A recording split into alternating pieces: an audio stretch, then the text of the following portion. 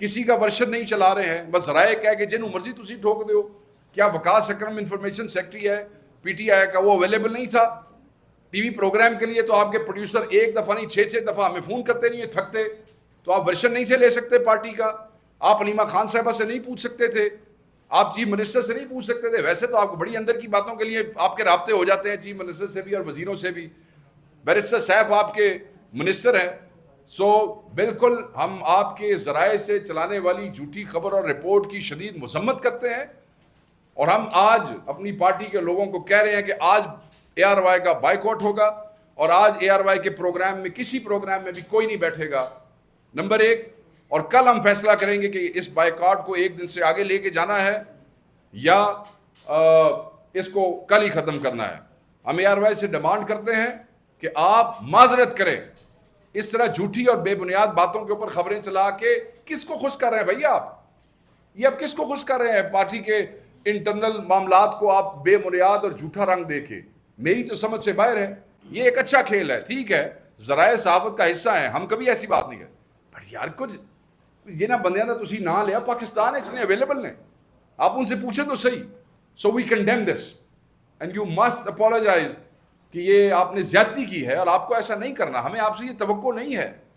اتنے بڑے بڑے چینلز ہیں, اللہ تعالیٰ نے آپ کو کتنی ریچ دی آپ لوگوں کی آواز, تو اگر آپ اس طرح کریں گے تو یہ مناسب نہیں ہوگا. تو میں یہی گزارش کروں گا کہ آپ کو معذرت کرنی چاہیے. Thank you G. پلیز. 2 سوال ہیں.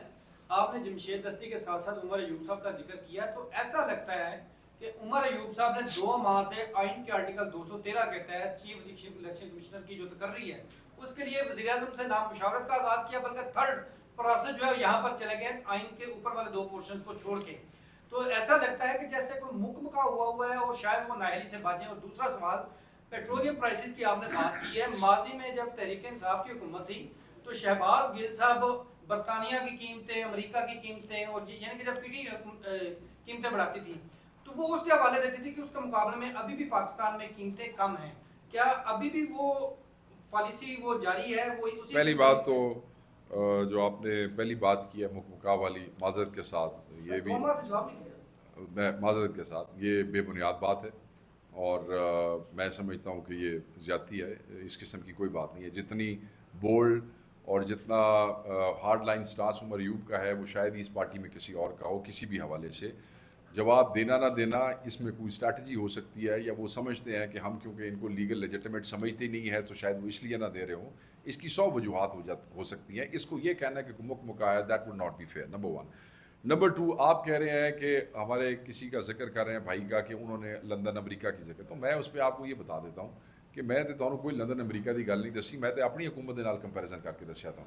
آپ پی ٹی آئی کا بات, میں نے پی ٹی آئی کا ہی کمپیریزن کر کے آپ کو بتایا. میں نے آپ کو پرسنٹیج بھی بتا دی 51-52% کی ٹوٹل 3 سال کے اندر جو تھا, اور یہاں 15 ماہ کے اندر 83% سے اوپر ہے. میں نے تو آپ کو کوئی لندن امریکہ نہیں بتایا. لوگ جب بات کرتے ہیں تو کئی دفعہ انٹرنیشنل کانٹیکسٹ میں حکومتوں میں لوگ ہوتے ہیں تو جسٹیفیکیشن دے دیتے ہیں, بٹ اس وقت وہ ریلیونٹ نہیں ہے. اس وقت ریلیونٹ یہ ہے کہ ہم کیا کر رہے تھے, ہم نے کیا کیا, اور آج یہ کیا ہو رہا ہے. تو میں نے آپ کے سامنے سمپل رکھا ہے. آج لوگوں کے ساتھ اب افورڈ نہیں ہو رہا, لوگوں سے, لوگوں کے لیے آسانیاں نہیں ہیں, لوگوں کے لیے مشکلات ہیں. جی سر, کوئی اور اگر کویشچن ہو تو. شرائی صاحب, سوال یہ ہے کہ پاکستان تحریک انصاف کے مرکزی رہنما اور عمران خان کے بڑے قریبی سمجھے جانے والے زلفی بخاری اہم بین الاقوامی کمیٹیوں میں جا کر پیش ہوتے ہیں, تو پی ٹی آئی ان کو سپورٹ کر رہی ہے, اور یہ پی ٹی آئی کا موقف لے کے پی ٹی آئی کی ترجمانی کرتے ہوئے آپ کی ساتھ آگے بڑھ رہے ہیں, اور یہ کمیٹیوں میں بیٹھ رہے ہیں جو وہ کہہ رہے ہیں پی ٹی آئی اون کرتی ہے اسے. دیکھیں جی, میری پچھلے 1-2 دن نئی طبیعت ٹھیک نہیں رہی, مگر جو آپ نے ان کی اس کا ذکر کیا ہے, ان کا نوٹیفیکیشن ہے, وہ ڈیل کرتے ہیں پی ٹی آئی کی طرف سے انٹرنیشنل میڈیا کے کچھ سیکشن کو, تو وہ کرتے ہیں.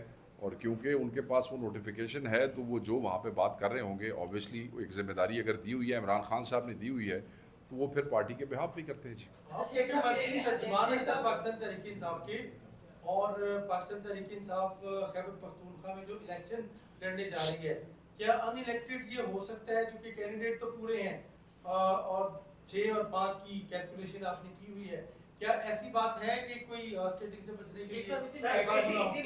کے لیے چلو میں دو لے لینا ایک اسی میں ایک سوال ایڈ کرنا ہے کہ پاکستان تحریک انصاف کی ایسی کون سی مجبوری ہے کہ اپوزیشن کو 5 سیٹیں دے رہی ہے. اگر اپوزیشن کی ہم بات کریں تو پیپلز پارٹی کے پاس 11 ایم پی ایز اور ان کو 8 سے 2 مزید چاہیے. اسی طرح مسلم لیگ نون کے پاس 17 ایم پی ایز ہیں, ان کو 2 سے 3 چاہیے جو خریدنے تھے انہوں نے. اس صورت میں تو وہ جیت نہیں سکتے تھے. کیا پاکستان تحریک انصاف ہارس ٹریڈنگ سے بچنے کے لیے یا ان کی ایسی کون سی مجبوری ہے کہ ان کی 2 سے 3 سیٹیں نہیں بنتی اور ان کو 5 سیٹیں وہ دے گی؟ اسی میں لاسٹ ایڈ کریں. ٹھیک ہے میں آپ کا اکٹھا میں یہ بھی لے بیرسٹر صاحب خان صاحب سے ملاقات کی ہے اور کل بیرسٹر گوہر صاحب سے ہم نے پوچھا, انہوں نے کہا کہ بیرسٹر صاحب نے ہمیں وہ لسٹ فراہم کر دی ہے. آپ نے وسیم نظامی صاحب کے پروگرام میں جو 6 نام کنفرم کیے تھے وہی نام اس میں ہیں جو بیرسٹر صاحب نے آپ کو لسٹ دی ہے, جس میں مرزا آفریدی, اس میں فیصل جاوید اور دیگر ہیں, وشال مشر دیگی. پہلی بات تو سر یہ ہے کہ یہ جو بلا مقابلہ یا مقابلے کے ساتھ اس حوالے سے جو وربیٹم میسج ہمیں خان صاحب کا پہنچا بیرسٹر صاحب اور ان کے وکیل ظہیر عباس ایڈوکیٹ صاحب کے تھرو, وہ یہی تھا کہ یہ فیصلہ کرنا کہ یہ مقابلہ ہوگا یا بلا مقابلہ سے ہم الیکشن لڑیں گے, یہ کے پی کی پارلیمانی پارٹی اس کے اوپر مشاورت کر کے فیصلہ کرے کہ وہ یہ الیکشن کیسے لڑنا چاہتے ہیں. تو اس میں کچھ آپ کا وہ بھی ایڈریس ہو جاتا ہے. جہاں تک آپ نے یہ کہا, دیکھیں پاکستان تحریک انصاف پنجاب میں آلریڈی ایک دفعہ یہ جو لاسٹ الیکشن تھا اس کے اوپر بلا مقابلہ والے فارمولے پہ کام کر چکی ہے. بالکل ہمیشہ یہ جو ڈونکی ٹریڈنگ ہے یہ ہمیشہ ایک کنسرن رہی ہے اور یہ رہتی ہے. جو حالات اس وقت موجود ہیں اس میں ہم اس سے یہ نہیں کر سکتے کہ یہ ممکن نہیں ہے, کیونکہ ہمیں یقین ہے کہ پاکستان تحریک انصاف کا کوئی ایم پی اے جو ہے, ہر ایم پی اے چٹان کی طرف کھڑا ہے, کوئی نہیں ہلے گا. مگر یہ کنسرنز جو فیصلہ کرنے والے ہوتے ہیں ان کے ذہن میں ہوتی ہے. تو اس سارے معاملے سے بچنے کے لیے ہم نے یہ عمران خان صاحب نے, ہم نے نہیں, عمران خان صاحب نے یہ جو پارلیمانی پارٹی ہے کے پی کی اس کے اوپر چھوڑ دیا ہے. جو بات آپ نے کہی وہ بڑی امپورٹنٹ ہے. دیکھیں اس کے اوپر جو سیکرٹری جنرل صاحب کا موقف ہے وہی میرا موقف ہے. یہ کیسے ہو سکتا ہے کہ پارٹی کا جنرل سیکرٹری سلمان اکمل راجہ کچھ اور کہے تو انفارمیشن سیکرٹری کچھ اور کہے گا. پولیٹیکل کمیٹی میں بھی یہ ڈسکشن ہوئی تھی. میں نے بڑا محتاط ہو کے, آپ کو پتہ ہے آج کل یہ چیزیں بڑی احتیاط سے آپ کو کرنی پڑتی ہیں کیونکہ ایک منظم پروپیگنڈا ساز فیکٹری یہاں پہ موجود ہے جو فوری شروع ہو جاتی ہے. پہلی بات تو یہ ہے کہ آتے ساتھ ہی یہ پہلی پریس ریلیز جو ہے وہ کے پی کی طرف سے آئی ہے, اگر آپ کو پتہ ہو. اس کے بعد آفیشلی یہ میسج یہ دونوں صاحبان جو گئے تھے وہ ان کی طرف سے دیا گیا تھا. جب بہنیں, یہ میں یہاں پہ اگر آپ مجھے اجازت دیں, خان صاحب سے ملی بعد میں, میری ابھی علیمہ باجی سے بات ہوئی آنے سے کچھ دیر پہلے, تو خان صاحب نے ان کو بڑا کلیئرٹی سے کہہ دیا تھا کہ میں نے یہ جو نام ہے وہ فائنل کر کے بیرسٹر صاحب کو اور پارٹی کو کنوے کر دی ہیں, آپ لوگ اس کو وہ نہ کریں. تو بہنوں نے تو آ کے سب سے پہلی بات یہ کی کہ ہمارا سینٹ کے الیکشن سے یا نامینیشن سے کوئی تعلق نہیں ہے. جو بھی لسٹ یا نام ہے وہ ظہیر اور سیف کو عمران خان صاحب نے کنوے کر دی ہیں. تو اس پہ سلمان اکرم صاحب کا موقف ہی پارٹی کا موقف ہے اور وہی موقف میں نے دہرایا ہے. اور ایک بات اپنے ذہن میں ضرور رکھ لی گیا اس جملے پہ, اس سے پہلے کہ کوئی کنٹروورسی بڑھے, جو لوگ نہیں جانتے ہیں وہ جان لیں, یہ سینٹ کی ٹکٹس اور سینٹ کی سیٹیں ہیں. اگر کوئی ہمارا دوست بھائی بہن یہ سمجھتے ہیں کہ سینٹ کی ٹکٹ عمران خان کی مرضی کے بغیر کوئی اس پارٹی میں دے سکتا ہے تو میں نے تو پھر سلوٹ ہی ہے.